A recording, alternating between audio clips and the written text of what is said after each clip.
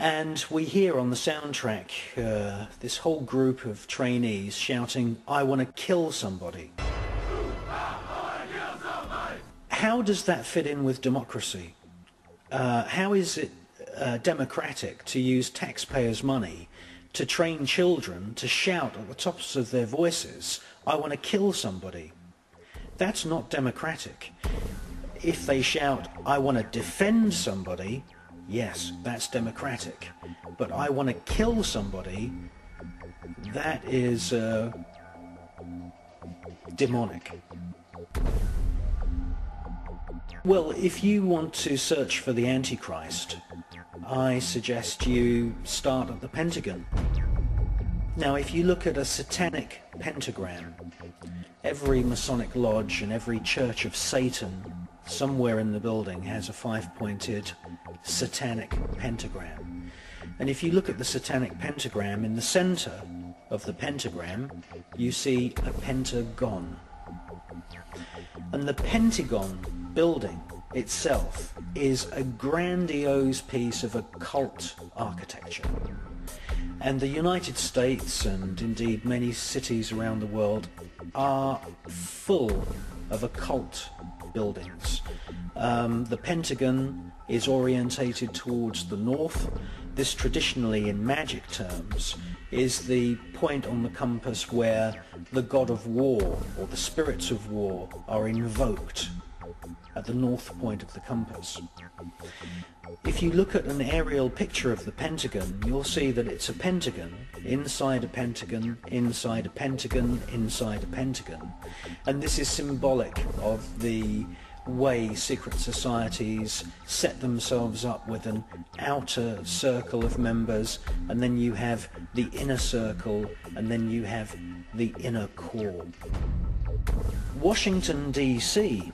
is a fascinating place to explore once you've learnt the signs and all the symbols of Freemasonry and satanic groups such as the OTO. What Washington, D.C. is fashioned after an Egyptian necropolis. And an Egyptian necropolis in the ancient era of Egypt, the Pharaonic dynasty of Egypt. An Egyptian necropolis is a temple for the dead. And what Washington, D.C. is a modern version of an ancient Egyptian temple for the dead, but this is now a temple of death.